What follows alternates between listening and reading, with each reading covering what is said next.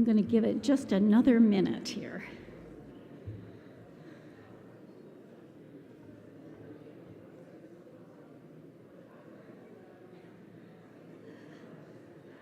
Come on in.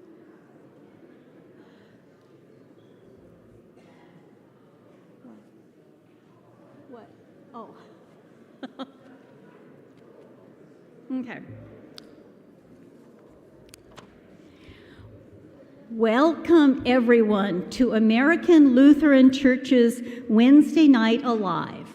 I'm Deborah Hjortland, a member of the Wednesday Night Alive Committee, and tonight we are delighted to have Tom Shepard talk about AI.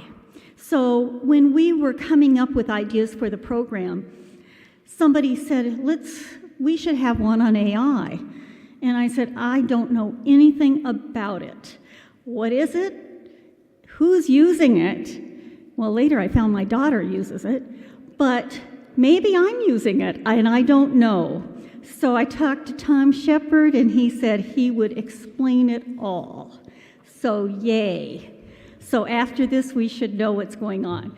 Just a reminder, Wednesday Night Alive programming is paid for by the generous donations of those attending the programs, and we have a basket in the back, and when you leave, we hope you consider to fund this wonderful series. At 6 o'clock, we're going to have Harp Synergy here, and Harp Synergy is a group of, I think it's 8 harpists, and they're going to be on stage, so that should be a lot of fun, and as usual, all of our programs are free. We also have a catered dinner, but you have to have bought a ticket for that by the previous Monday. So it's a little late for tonight's dinner, but if you want to come back next week, you could buy a ticket and then join us for dinner next week.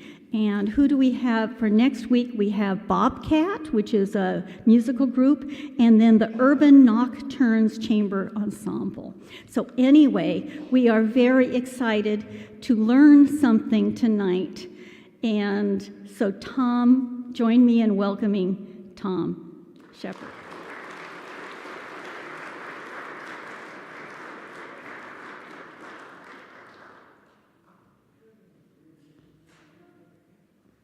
Well, hello, everybody.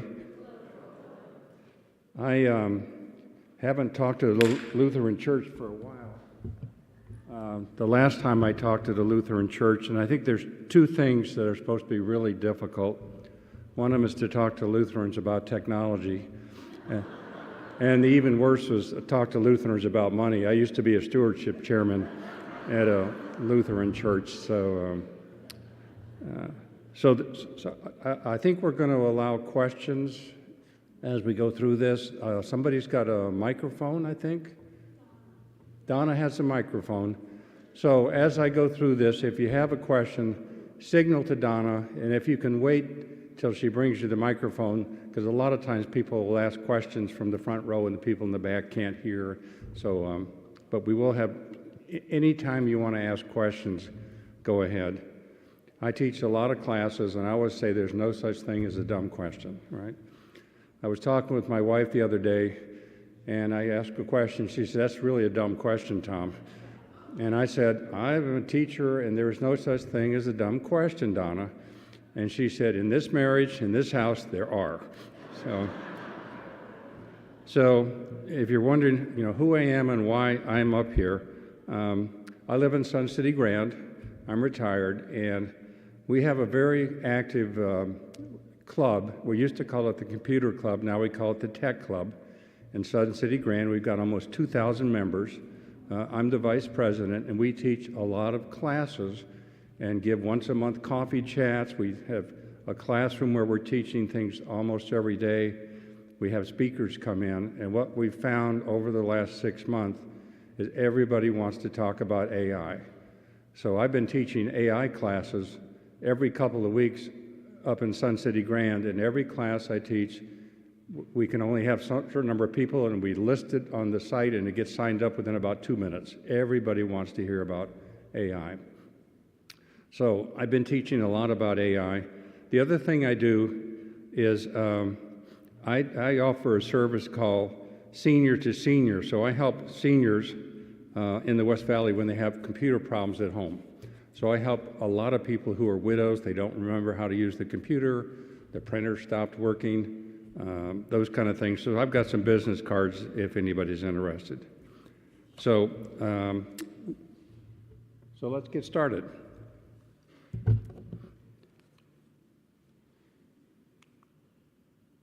Okay, so I've got a presentation, and I'm not sure exactly how long it's going to take, but I've also got some things, and one of the things you realize about artificial intelligence, it's literally changing almost every week. So some of the most significant things I found out in the last 2 weeks since I put this presentation together have come out, and they may affect each one of us. So one of the things I don't have a slide about, but we'll talk at the end, is anybody here on Medicare? Right. Did you realize that Arizona is one of 6 states in the country that is pioneering a new program with Medicare and artificial intelligence? Okay, we're going to talk about that. There's lots of changes happening with Medicare right now that you will be able to use or be forced to use. Even if you don't want to know about AI, you're going to have to use it, okay? So we'll talk about that. It changes very rapidly. So artificial intelligence has been around for several years as kind of a mathematical, scientific type investigation. But let's see if we get this one. So the typical questions I get asked are, what is it? Should I be afraid of it? Is it dangerous? We'll try to dispel those questions in your mind as we go through this, and hopefully make you feel comfortable that if you want to try using it, you can. Many of the people I talked to, we were just talking on the front row, and I said, do you use AI? And she said, I use it every day. And people use it for all kinds of stuff. So it can be very, very enriching and a fun thing to do. And I'll give you several examples of why seniors use AI and what the benefit is. Okay, we're going to skip this. Okay, so let's talk a little bit about what happens. I'm a big one in explaining stuff, is try to explain how things or why things happened. So one of the things that happened in the world of AI, it had largely been a research type area for 20 or 30 years until about 3.5 years ago. So what happened 3.5 years ago? There was a group of scientists and programmers and engineers and very smart people started a group called OpenAI. And they were very altruistic, and they wanted to promote AI and learn how to use AI and have AI be made available to the world to improve our lives. And so they started this little group. It was kind of a nonprofit at first, and was called OpenAI. So they started working on an AI, and they introduced it. I think it was about 3.5 years ago now. And what they introduced was a little thing called ChatGPT. Okay, anybody heard of ChatGPT before? Okay. Sometimes people ask, well, what does it mean? Don't worry about it. Chat is just for the idea that you're chatting back and forth. The G and the P and the T are mathematical terms that describes how their thing works. You don't need to worry about it. So anyway, what happened when ChatGPT was announced? It was such a big deal that within 2 days, the website for ChatGPT became the most visited website in the history of the internet. It was just revolutionary. Everybody is talking about it, right? Front page of the Wall Street Journal. They had the World Economic Forum in somewhere Davos, and it became the #1 topic, immediately within the next week. Because it was the first time somebody had brought something out that would actually be useful to the average person, okay? So the folks at OpenAI, these very altruistic, trying to develop things for the betterment of mankind, quickly realized 2 things. Any idea what one of them was? They thought, actually, we could make a ton of money on this thing. So they immediately thought about maybe we should change and become a company. And then the second thing they realized, and I'll give you a little background here. The second thing they realized is it takes lots of computers to run the AI stuff. And so they needed lots and lots of computers, and they were just a small group. So about 2 or 3 days after they announced ChatGPT, OpenAI announced an alliance with Microsoft. And Microsoft invested $10 billion into this company, which nobody had heard of 3 days before. Okay. And so ChatGPT was the first generally available AI that the average person could use. So they have a head start. Okay. So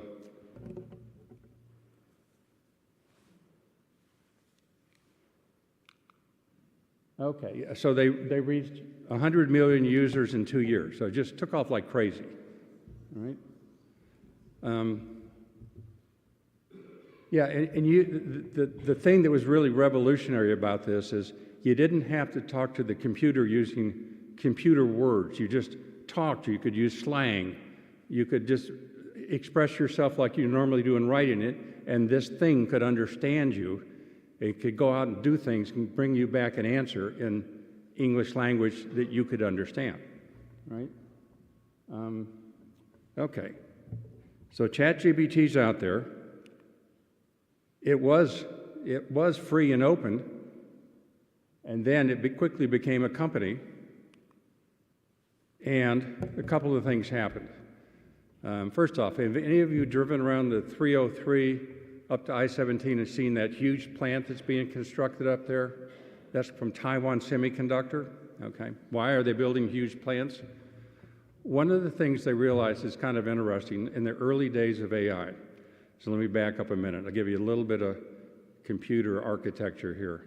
For years and years, all the computers we used had a little processor in it, and we called it the central processor unit of the CPU. And it was usually made by Intel, right? Everybody had their laptops or the PCs and had a little thing made, powered by Intel, and Intel was the biggest chip company in the world, and they made these CPUs. Several years ago, people started getting really serious about playing video games, and they thought that they wanted to have really cool images and videos, and they realized the CPU would struggle to do that. So they came up with a different kind of chip called a graphic processing unit, or GPU. And the GPU was the thing that made all the video games graphics really good. Okay? Everybody with me so far? So who made the GPUs? A little company called NVIDIA. NVIDIA was kind of a small niche company, and for years, if you bought a computer, you had a CPU from Intel and usually some sort of little graphics card or chip from NVIDIA, right? So what happened was they found out that the type of mathematics that they use to do artificial intelligence are very similar to the mathematics that they use to produce high-end video graphics. So these people starting the ChatGPT and starting to really build it up, they realized this thing runs a whole lot faster on a GPU than it does on a CPU, right? Who makes all the GPUs? NVIDIA, right? So NVIDIA went from being kind of a small company to where I think they're the second or third largest company in the world now, because everybody wants to do this AI. And so one question is, well, what has that got to do with Taiwan Semiconductor here in Arizona? So what happens is, just to help you understand, because it can be confusing, the company like NVIDIA designs the GPU, does all the work on it, tests it, gets it all ready, puts all the brain power into it, and then they say, oh, we don't want to turn around and manufacture 3 million of those. We're not a manufacturer. So they go find somebody to manufacture the chips.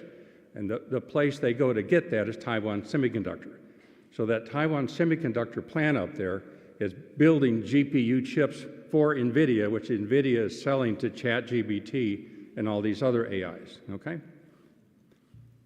So what happened, as soon as ChatGPT was announced, the most affected company was Google. So think about it for a second, again, just kind of logic. How does Google make money? Any idea? They make money by ads, right? And the longer you stay on Google, the more searches you do, the more ads you see, the more money they can charge advertisers, right? So their best thing for Google is you do lots of searches and you're on there quite a while, right? The AI works differently. So the difference is, let's say I'm looking at 55-inch TVs. If I just go to Google and said, show me 55-inch TVs, I might get 30 different websites. I'd have to go look at each of those 30 websites myself, read what they said, and then kind of put together in my mind what it all meant. The way the AI works is, AI says, I'll do all that for you, Tom. I'll go out on the internet, I'll find the 30 websites, I'll read everything from them, and I'll take that into account, and I'll come back with one answer for you, okay? And it'll say, here's a 55-inch TV I recommend for you, so I don't have to spend lots of time searching, right? So what does Google do? Google goes, oh my gosh, there goes all our business, right? So the story is there were two guys that started Google years ago, and they're incredibly rich now, and they had kind of retired. 3 days after ChatGPT came out, these two top guys from Google came back to the office and said, we're back in the office full time now, and the number one priority for Google is to develop an AI, okay? So it became hugely important. So Google responded, and we'll look at a little bit at it. So, So ChatGPT is there from OpenAI. Google now has their AIs called Gemini. Okay, so I'm going to show you some examples of Gemini. It used to be called Bard, is now called Gemini. Okay, so a lot of people, myself included, I find Gemini nice to use. Okay, so another big company, Microsoft. Microsoft has a really kind of strange relationship. They invested $10 billion into OpenAI, which has ChatGPT. And in return for that $10 billion, they got the rights to use some of the intellectual stuff in ChatGPT to build their own AI they call Copilot. So Microsoft has something called Copilot, right? So you got ChatGPT from OpenAI, you got Gemini from Google, and you got Copilot from Microsoft, okay? And the real advantage, any of you use Copilot? Okay, anybody use Gemini? Anybody use ChatGPT? Okay. Okay, so most people, the majority of people today still use ChatGPT, but Google Gemini is gaining rapidly. So it's in danger of overtaking ChatGPT soon. Okay, so Gemini is growing very rapidly. Okay. Several other companies decided they wanted to get into the AI business. Anybody use Facebook? Yeah. Do you know what the actual name of Facebook is now? Meta. So the company is called Meta. So the guys that run Facebook, they want you to stay on Facebook all day doing stuff so they can continually show you ads and make money on advertisements that people pay for. So when you're on Facebook, if you want to ask an AI something, Meta doesn't want you leaving Facebook to ask somebody else that question. They say, we'll put an AI into Facebook. Okay, so you can stay on Facebook. So Facebook now has an AI called Meta AI. Okay, so another big company. So Facebook's in the game. Then 2 or 3 other companies, small ones, have developed, and they're trying to become real big players as well. One of them is called Perplexity. Okay, we have a couple of people in our tech club that love Perplexity.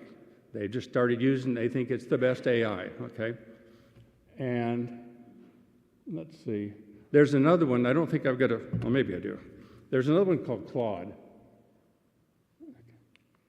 Yeah, Claude's out there now, Meta AI and Perplexity, okay? So let me give you a quick, I'm not going to go through all 5 of them, I'm just going to take the three biggest ones, and if you're asking yourself, why would I use one rather than the other, that's what we'll go through. So hopefully this will answer some of the questions you had. So ChatGPT is easy to use. You can either use it as a website or as an app. So anybody can get to it, right? And ChatGPT, like all of these AIs, they have a free version and they have a paid version, right? And what they're trying to do, I think, is sort of like what they did with streaming services. They're giving you, Deb, they're giving you a free usage for ChatGPT until to the point where you go, I can't live without ChatGPT. They go, oh, well, we're no longer doing free. Now it's going to be $19.99 a month. So they're trying to get everybody using their AI and then turn around and eventually start making money off of it. okay? So ChatGPT is good to use. Most people find it's really particularly good for brainstorming, for creative things, which brings us to Copilot. Now, if any of you use Windows laptops, at the bottom of your Windows little taskbar, you've got a little icon for Copilot, so it's built in. So one of its main advantages is if I'm a person that's sitting in front of a PC doing Windows stuff all day, I don't have to go look for an AI, it's right there, I just push the button. Copilot is really good to use if you're doing stuff with Microsoft products. What does that mean? Let's say I want to create a PowerPoint presentation. What you can actually do with Copilot, and it's really kind of amazing, I can say to Copilot, create me a presentation, I want 35 slides, I want it to last 35 minutes, my audience is senior citizens, I want an overview of AI. And it turns off and it'll come back with a 35-slide PowerPoint presentation, okay? You can do the same thing with Word, with Excel. You can say, build me a spreadsheet. So Copilot is really good if you want to do stuff within the Microsoft world, okay? And you may have seen some of the commercials you've seen. There's one where there's a young guy at his desk in a big office. The boss is walking out. It's 4:55 on Friday. And the boss said, oh, I need that analysis of the chemical breakdown of our new product and about a 25-page report on my desk Monday morning. And the young guy goes, oh my gosh, boss, I'm going to have to work all weekend. You don't realize what you're asking me. And the boss says, okay, just do it. He said, really, I had plans. He said, okay, tell you what, take Tuesday and Wednesday off next week because I know this is really inconvenient to you. And the guy says, okay. Boss walks out the door, guy types in 2 or 3 things to an AI, boom, it's all done. And he walks out 2 minutes after the boss. So that's what Copilot is really good for, is if you want to do stuff with Microsoft stuff, okay? Which leaves us with Google Gemini. One of the things that people like about Gemini is it ties into all the other Google apps. And you might not realize this, but Google has Google Maps, you probably use. YouTube is Google. Google has their own PowerPoint now. They call it Google Slides. They have their own Excel. They call it Google Sheets. There's Google Travel. And Google Travel is pretty good if you're looking for flights or hotels and a trip or something. So one of the things about Gemini is if you ask a question about travel, it knows how to go into the Google travel sites and find specific hotels and specific flights and things like that. So Gemini is particularly good for that, okay?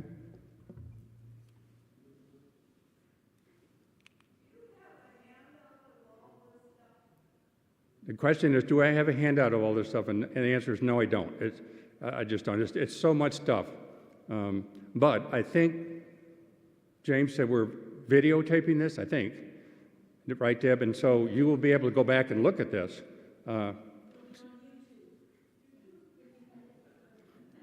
They're going to put it on your YouTube channel.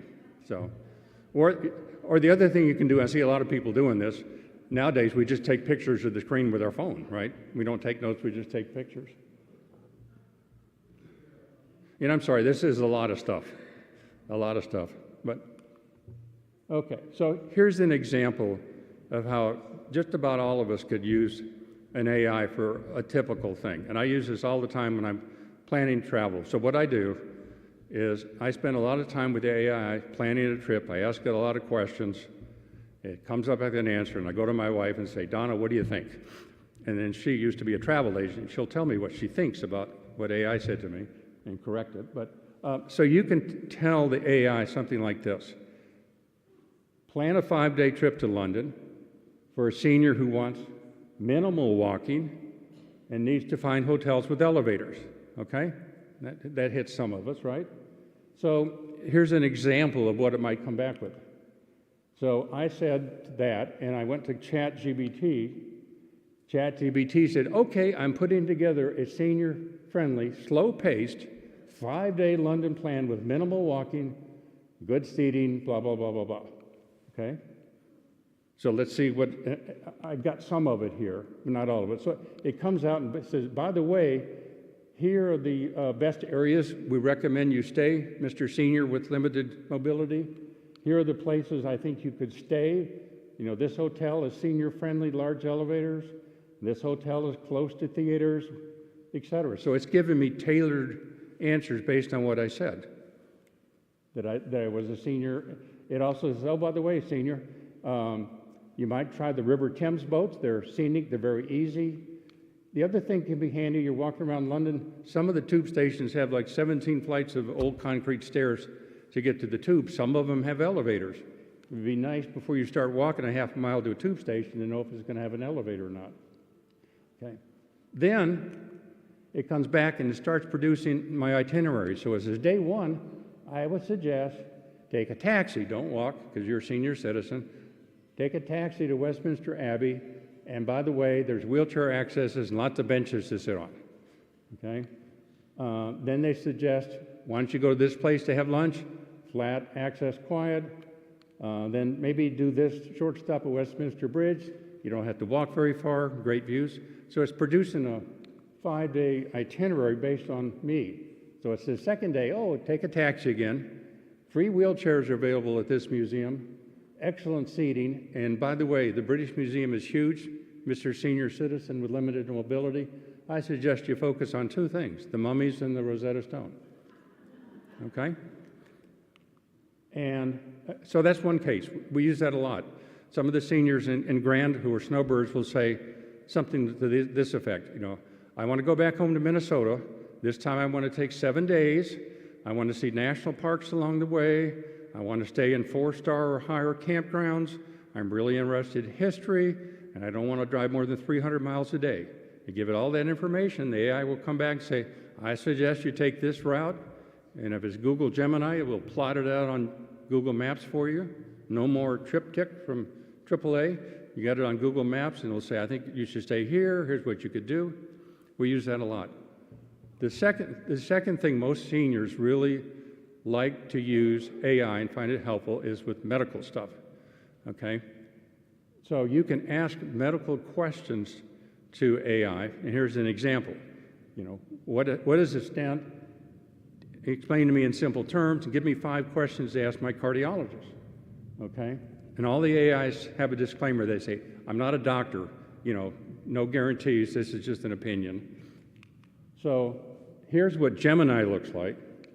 A little logo there. So I type that into Gemini. Let's see what Gemini says. Okay, so it starts explaining. Here's what a stent is. Think of it like this, blah, blah, blah. Okay? So we can find that very helpful as seniors. So one of the things that I know I've used, and lots of my friends have, let's say you go to the doctor. Let's say you're Mayo Clinic or Honor Health or Banner Health. They all have portals now, right? So you can look at the portal and you could look at the doctor's notes from your appointment. Half of it is in terms that we don't understand. So what a lot of us will do is we go to the portal, we take the doctor's report. You know how to do a copy and a paste. It's a simple operation. So we copy the doctor's report, we go over to ChatGPT or we go over to Gemini, we paste it in and say, explain this to me.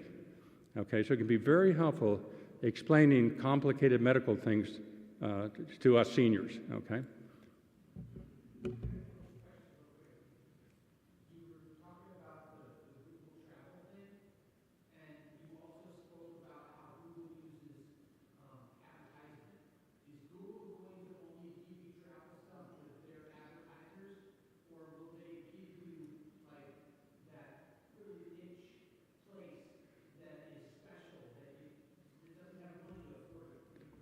Right, so I think the question, the gist of it, if you didn't hear it, is when you do a Google search on things, it'll come back with 2 sets of answers, and the first set are people who paid to be at the top of the list, right? And he's wondering, when you do an AI, is it going to do the same thing? Is it going to come back and have, you know, paid or preferred? So far, not. I don't know for sure, but I think they can make their money by having us pay subscriptions.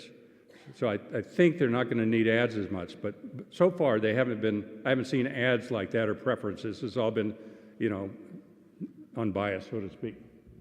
Okay, so here's another one. Yep. Here's some more about the stent. Okay, some more about here's the questions you can ask the cardiologist. So I was telling somebody before the break, my wife went into the emergency room, and she's okay now, but we went into the emergency room. She had this complicated set of symptoms, and so I'm sitting there, and I'm typing everything she's talking about, because she's a retired nurse, into the AI, and I say, what is she talking about? What's going on? And it came back with a bunch of stuff. And the doctor comes in, and he spends 5 minutes with her, and he said, do you have any questions? And, slying me with the AI, I looked at my AI, I said, what about this thing, this condition? He goes, that's a really good question. So I was able to use it real time with the doctor, okay? Okay. All right, here's one I'm going to go through real quick, and I'll show you kind of the conversational ability of the AI. So one of the big differences with the AI, you ask it a question, you get an answer. You don't have to be done. You're probably not going to be done because you may want further explanation. You may want more information. You may want to say, I don't understand what you said in that first sentence. Try another way of explaining it. Or you may say, I understand what you said, but I want more detail. Give me some more detail. So here's an example. Write a polite letter to my neighbor asking them to trim their hedge, but keep it friendly so we stay on good terms, right? So I asked Copilot to do this. Copilot came back and says, quick favor about the hedge, very non-offensive, not aggressive. Said, hi, I hope you're doing well. I wanted to reach out to you about the hedge. It's grown a bit. It's starting to extend. I was wondering if you'd mind, very polite, no rush, thanks so much. Okay, so let's say you did that and you go, that sounds like I'm a wimp. I don't want to come across as begging this guy to do it if he doesn't mind. So I'll say, make this a little more forceful, okay? So it comes back, subject. It still says, hi, I hope you're doing well, but it didn't say please or do you mind. It says, I wanted to bring up the hedges. Could you please trim it soon? So a little more aggressive, but it does say, thanks for understanding. I look forward to keeping things looking great for both of us. And I go, okay. I want it even more forceful. Hey neighbor, I need to address the hedge along our property line. No hi, how you're doing, or hope you're doing well, just right in there. I would appreciate that you take care of this within the next week, okay? This needs to be handled promptly. So this is an example of going back and forth with the AI, okay? People use this for recipes, for cooking. You can do like my wife does. She's got the little tin box with all these index cards and the stuff, and now she can't read half of them. But theoretically, you can go ask the AI, I said, I have a chicken breast, a lemon, and some spinach. Give me a 20-minute recipe that's low in salt, okay? But here's another one. There's a lot of work going on with shopping. So the idea is that instead of just going to Amazon or Walmart or the internet and typing in vacuum cleaners and getting hundreds of hits and working through them, you tell the AI what you want in a vacuum cleaner and have him go pick it all out for you. So for example, you could say, what is the best rated cordless vacuum cleaner that's lightweight and easy for someone with arthritis to use? So we'll come back and say, this particular one is good because it's not too heavy or something, so you're tailoring the answers, okay? Okay. Everybody good so far? Okay. One of the things the AIs can do, I use this as kind of a stupid example, but so I've got an iPhone, and every phone has a camera now. Well, you'll find out the next big development in the AIs is the AIs can run on your phone and they can use your camera. So I can go to Google Gemini and I can say, turn on the camera and listen to me, and I can walk around and point it at stuff and ask it, like, what does this mean? And Gemini will come back and tell me. What I use it for is kind of the dumb husband thing. I never know what to wear. I'm always asking my wife, does this match? So you take Google Gemini, you turn the camera on yourself, and you say, I'm a senior, do I look decent? Should I change my shirt? So it can help you do that kind of stuff. Okay. The other thing you can do with Gemini, or any of them all have the same capability, is let's say something is broken in your house and you have no idea what's wrong. A pipe is burst, or not, something's wrong. And you can take your phone and your camera, point it at the area and say, what looks like it's broken? And it will try to analyze and tell you what's broken. Okay. So where do you find these AIs? You can use them you can find them on your computer. If you have a computer with a big screen or a laptop, you can use the websites. Or if you want to use the phone or the tablet, you can use them on the phone or the tablet. The big advantage on the phone is the camera, okay? And one of the things you'll find out, it'll take you a little while to get used to it, but we start off typically with the AI typing in our questions. You'll find out pretty early that it's easier just to talk to it. So all of the AIs have a little button that says, listen to the microphone. So instead of me typing, fat fingering this and I can just say, hi Gemini, I'm looking for this, can you find out for me? So you'll find it's a lot easier to talk to the AIs. Okay, so the idea is that you use the camera on your phone and your little phone becomes your thought partner. That's the new buzzword. Okay, so how is this going to work? Okay, so this is where we're getting into kind of what's starting to become available yet. The idea is you take your phone with your AI, say, turn the camera on and listen to me, and you point it, in this example, your pantry, and you say, here's what I've got, tell me what I can fix for dinner, okay? And we'll go out there and analyze all this stuff and come back and said, and you can say, not just what's for dinner, you can say, I'm tired and I have 20 minutes. Look at what I have here, give me 3 easy dinner options. Highlight if I'm missing anything, okay? So that's where we're headed, okay? The second thing you're supposed to be able to do now is to take a look at your pantry when it's full and say, hey AI, look at this. This is what my pantry looked like when it's full. 2 weeks later, you walk by and go, hey AI, what do I need to buy to replace things in the pantry? Okay, so it'll go out there and look at stuff and tell you what's not there. Okay. I haven't seen anybody buy one of these yet. They're very expensive. But one of the next big things is the smart refrigerators. So supposedly the smart refrigerator with the AI is going to be able to remember when you take the butter out and will keep track of if you need more butter or if you need more milk. That's coming.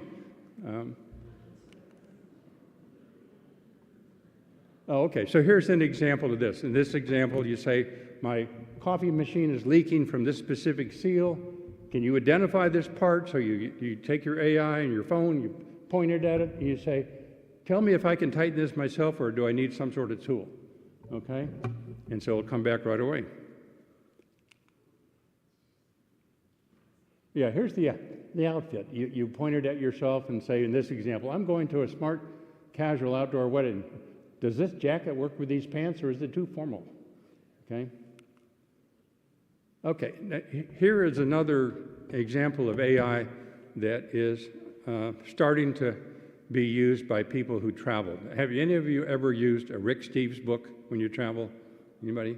If sometimes you think you go to Europe and everybody in London is walking around with a Rick Steves book, you're bumping into everybody, all right?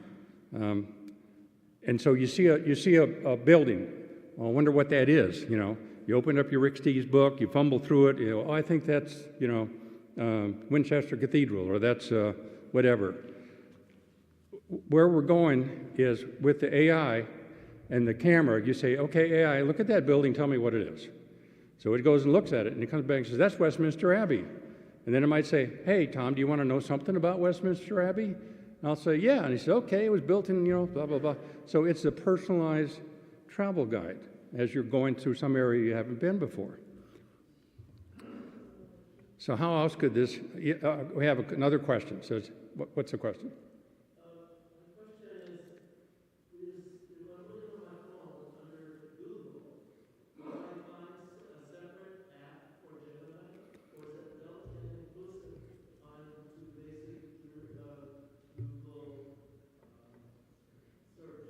Right, so the question is it just part of Google, or is it a separate app? And the answer is both. Okay, there's a separate Gemini app, but nowadays what seems to be starting to happen with Google is when you see the Google screens, it will sometimes default into what it calls AI mode and go look at Gemini, and you have to say, no, I don't want that, I just want normal mode. Okay, so it's really both. Okay.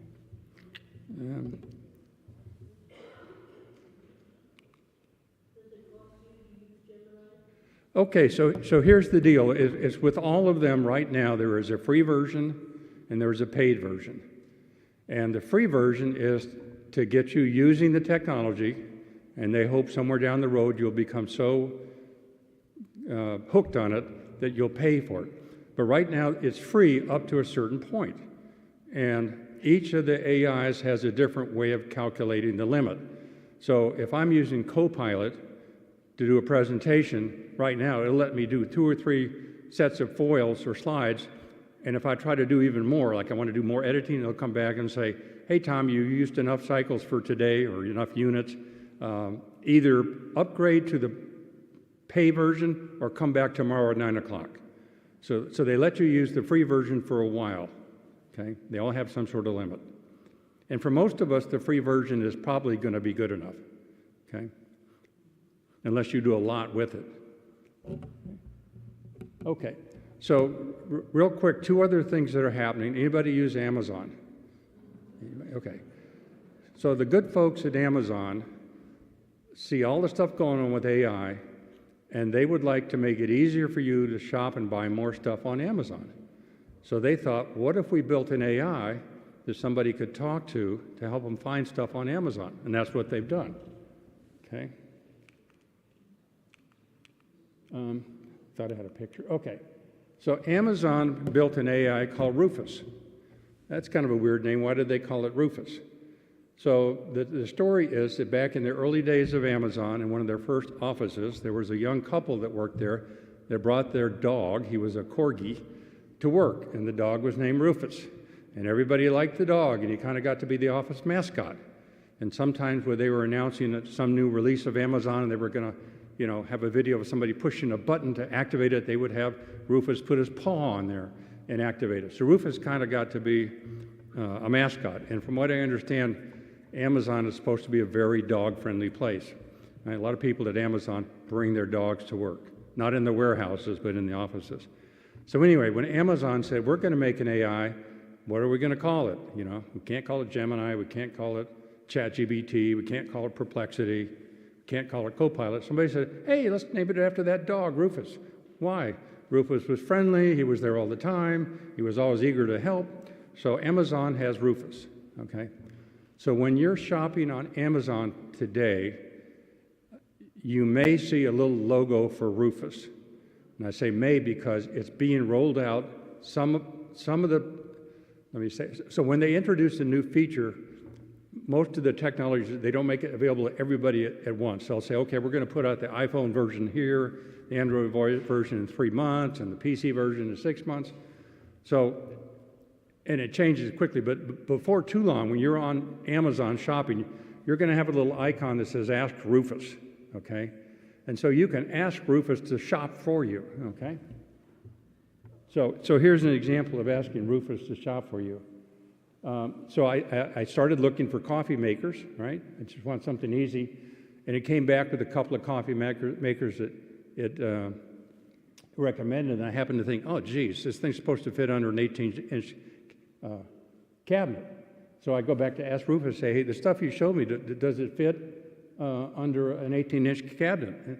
And so in this example, Rufus came back and said, yes, this model actually will fit and has 3.5 inches to spare. And I go, okay, well, that's it, but I got another question. So you see, I'm having a conversation. So I can have the conversation. I say, great, thanks for that information.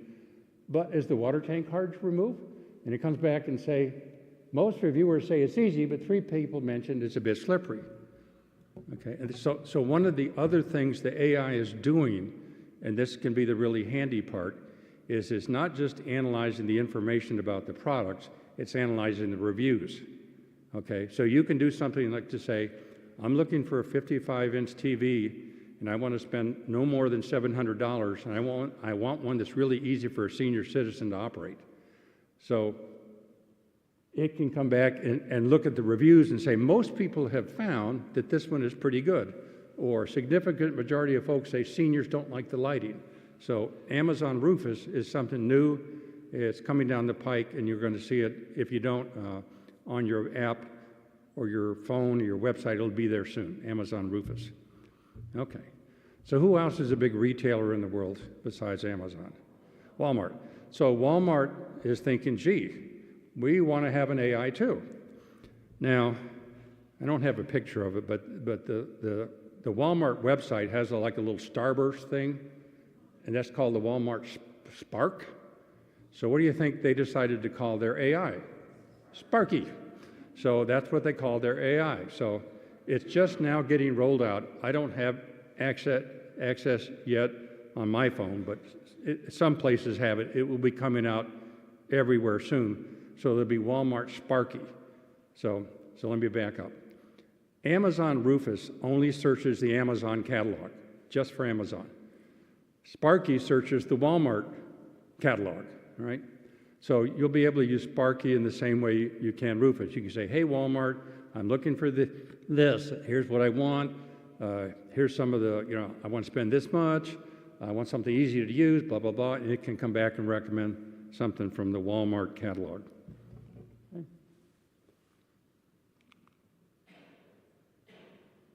Oh, you can also, with Rufus, I don't know if you can do it with Sparky, but Rufus, you can actually ask it how the price has been going, see if the price is changing. Or you can say something like, hey, Rufus, I like that coffee maker you found. Let me know if it shows up under $99.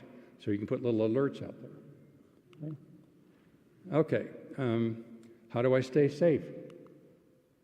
Some rules of thumb. Don't ever give the AI your really important personal information, like your social security number, your checking account number. Don't give it your specific details. And I tell people this, somebody was just asking me, if I get an answer, should I just believe it? Well, it's probably, if it's important, it's a good thing to get a second opinion. So that might be one reason to use two different AIs, ask them for different opinions. So just something simple I use in one of my classes, I'll say, hey AI, I live in Surprise, here's my zip code, find me 3 good Italian restaurants within 10 miles. Each one of the AIs came back with different recommendations. Different, and then you can say, well, why did you pick this one? Then it will explain it. But get a second opinion. Use the official AI apps. If somebody sends you a scam email or something about some cool AI, don't click on it. Don't use it. Just use the main ones. Okay? Think of it as a conversation, not just, hey, I'm asking you a question. Thank you for the answer. More like, you gave me the answer, now I have another question. Or, I don't like this about the answer, or explain more. So it's conversation. That's the real power. Okay? So here's one of the rules. Almost all the AIs let you just go use it without signing up. Okay? And so let's say if I just use Gemini once, and I don't sign up for a Gemini ID, and then I finish my conversation, I come back tomorrow, and I go back to Gemini, it doesn't remember what we did yesterday, all right? Because each time I'm new. If you get an ID, even though it's free, it will keep track of what we've talked about, okay? So I was planning trips, and at one point, for some reason, we were having company. I asked AI a couple of questions about how to make the perfect gin and tonic, okay? And I said, oh, by the way, I like gin and tonics. For the next several days, every question I asked ChatGPT about hotels would say something like, I remember you like gin and tonics, and that hotel has a really good bar, So, or if you tell it right away, I'm a senior citizen with limited mobility, anything you ask it in the future, it will remember that and kind of tailor the answer. You might say, hey, there's a new store. Would I like that? And it might come back and say, no, it's kind of hard to maneuver at that store. There's a new museum I'd like to go. Would that be good for me? And they'll come back, no, you told me you used a cane. Wouldn't recommend this place. Okay?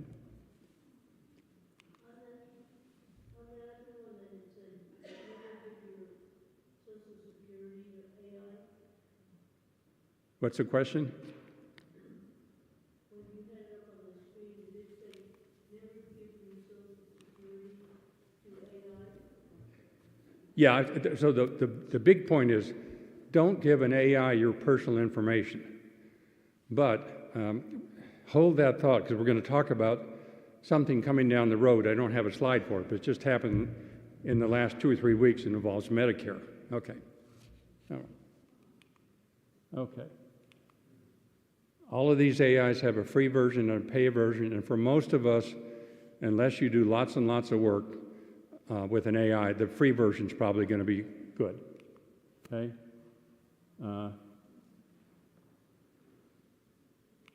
Okay, so a couple of things.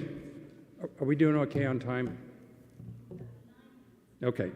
Okay, so I'm going to just give you a couple of things that happened after I made these slides that we're all going to have to deal with AI. Has anyone heard what's going on with Medicare?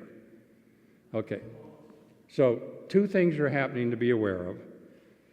There is a new procedure for 6 states, and Arizona is one of them.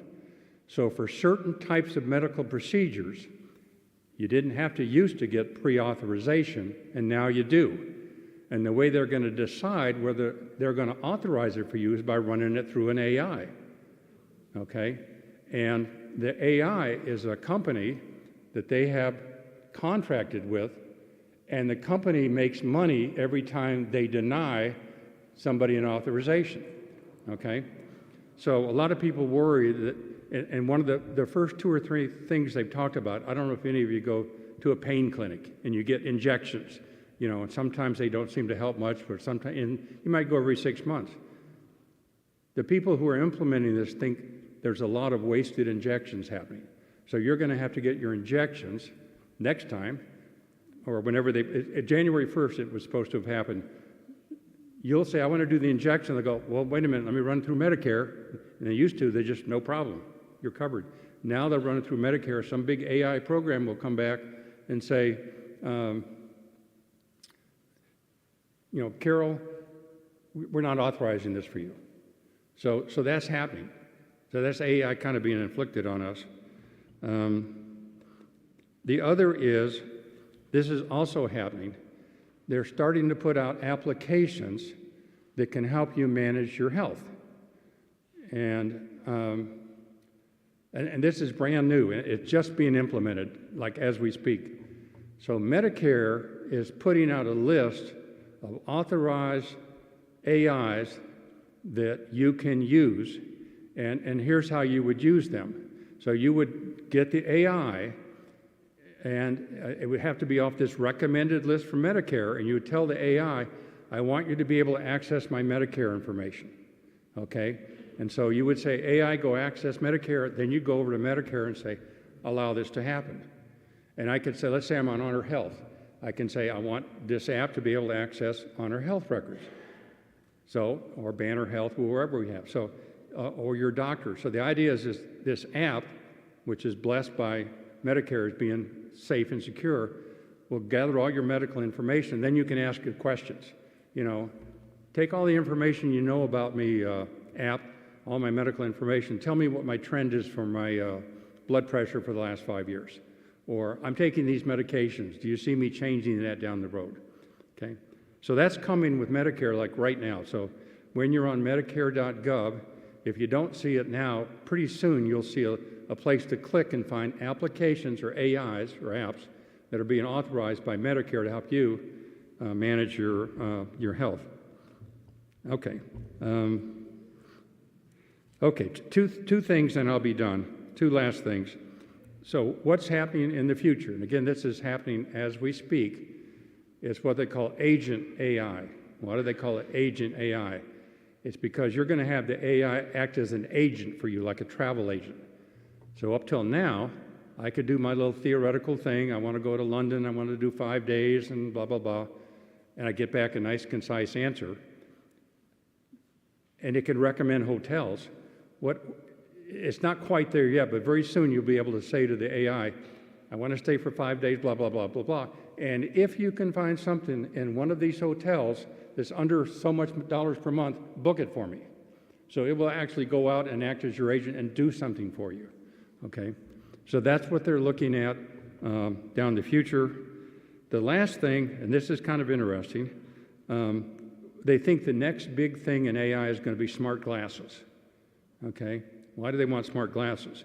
So instead of me having to walk around like this, what if I could just hit something on my glasses, and instead of using the camera on the phone, I'm using a camera on the smart glasses, right? And some of the first people that are using this are filmmakers.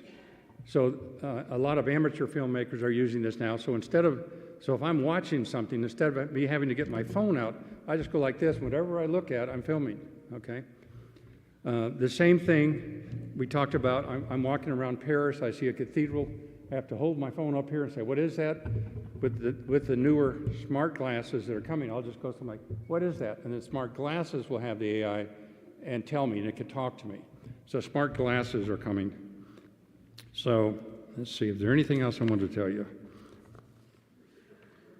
Oh, one last thing. It's changing almost daily. This is, what's today, the 27th? So yesterday, Gemini had been $20 a month.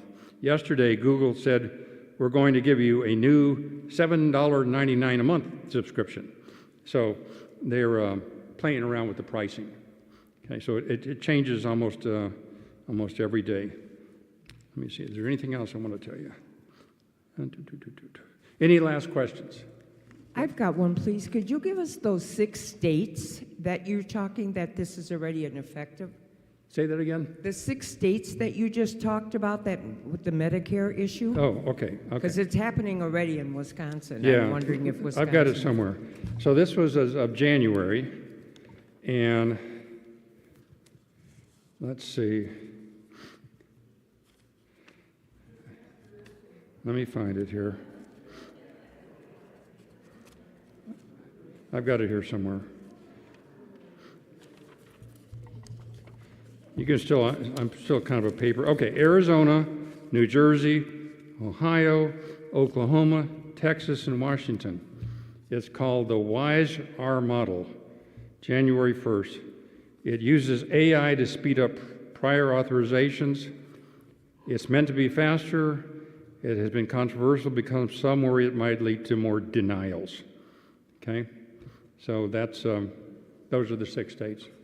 Okay, any other questions? My concern is who has access to all of our information. For instance, if I'm checking out doctors, can the doctors go in and take a look and see what I'm looking at? How do I keep all of this stuff only in my possession and my authority? Okay, so there's a couple of things you can do. What the AI providers say and guarantee now is whatever information you give it, they will not release to the rest of the world. So anything you tell ChatGPT stays within ChatGPT. Anything you tell Gemini stays within Gemini, okay? So that's one thing. The second thing is they want to keep your information so they can constantly be retraining themselves and learning from what you're asking and other people are asking the questions. So they want to keep your data, not for nefarious reasons, but because they want to keep adding more information, adding more reviews. So what they do is it's not very good right now. They give you 2 ways of using the AI. You can use it in what they call guest mode. That means you don't sign in, you just find it on the website, you ask it a question, and when you're done, the next time you come back, it's new, it doesn't remember you. So you can do that, okay? The advantage is it's not saving anything about you. The disadvantage is it's not saving anything about you, so you may have to enter the same things every time. I'm 73 years old, and I have this, and blah, blah, blah, blah, blah, and you don't get the benefit of having a lot of information. So you can either allow it to do that or not allow it to do it, okay? Does that help? The other thing is, and again, this is changing very rapidly, there is a big concern about medical records being gathered up by an AI and used. So ChatGPT, and again, they're all trying to come out with features to compete with each other and get you to use their AI. ChatGPT just announced a new service in which they're guaranteeing that any medical information you give them will be held confidential per HIPAA laws. So I think they're probably going to charge you a little extra if you want to use the medical health part of ChatGPT is still not 100% clear how it's working or how it will work, but they're saying, hey, we've got something new that allows you to guarantee your medical records can't be seen by anybody else. Okay. Would you, as a recommend seniors use just one of them rather than multiple? So, Choose one? so what I always tell seniors, because it gets confusing, a lot of times I'll be working with somebody and they'll say, my son bought me this phone. He thought it'd be really cool. I can't figure it out. And it's got all this stuff on it. And I'll say, my big thing is if you find something that you can use, just stay with it. You know, it's more of I don't have to be on the latest technology to use the latest thing. It's more like if I use Copilot and I like Copilot, I'll probably just keep using it. You know, most of the differences for the average user aren't that important, okay?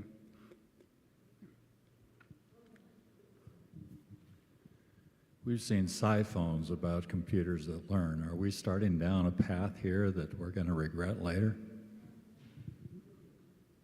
So I guess the question is, are we starting down a path we're going to regret later? So let's talk about that and put it in terms of something that's happening right now. So we've just looked at a handful, the biggest ones, but just a handful of different companies that all are doing AI. Google, Meta, Microsoft, Twitter's doing an AI. Elon Musk is doing an AI. So what I'll tell you is that these AIs use incredible amounts of computers, thousands of these GPUs running. So why is that important? Well, here in Arizona, we're hit with this. These thousands and thousands of computers use a lot of power. You know, they generate a lot of heat. They have to be cooled. So they're driving up energy usage dramatically.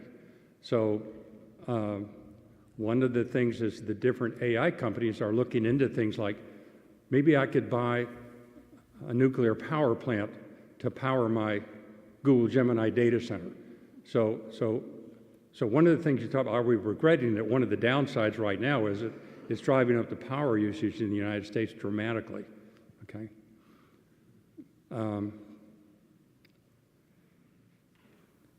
So the second danger, some people talk, I'll give you an example. I'm going to get in the 1 minute? Okay. So the danger is that we'll become, and they worry about this with kids, that we'll get what they think of like as a lazy brain. You know, I've given an assignment in school, I'm not really going to go figure it out, I'm just going to ask some magical thing and give me the answer. So they're worried about we'll become too dependent on them.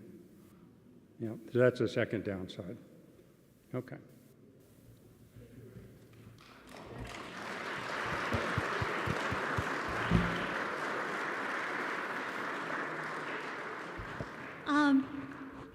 We have to move from here in a bit, so I'm going to ask Tom if he wouldn't mind just hanging out in the back, narthex, if you have more questions. And also, we've offered him to stay for dinner, so he is, poor Tom, he may not get to eat much. There's a lot of questions. But really interesting, and I have questions too, but I won't ask him right now. Again, thank you so much for attending. If you previously bought a meal ticket, we're going to be moving to the Fellowship Hall for our Stroganoff dinner. At 6 o'clock, we have Harp Synergy here. So if you're going to dinner or going home, and please think about coming back at 6 because it'll be a really nice program. And again, we need your monetary support to have programs here on Wednesday night, which run from November until April. So we have something almost every Wednesday night, music, informative things. And before we leave, I don't know if we have a pastor. Is she here? Oh, okay. So Lisa will lead us in a short table prayer, and then if you have more questions for Tom, he'll be out there or in the fellowship. And anyway, thank you. Thank you all. Let us pray.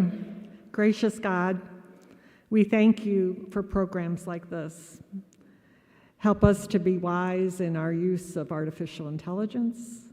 We thank you for all of the work that goes into evenings like this, and the performances are so wonderful. Gracious God, thank you for all of the people who put in a lot of work in order for these evenings to take place.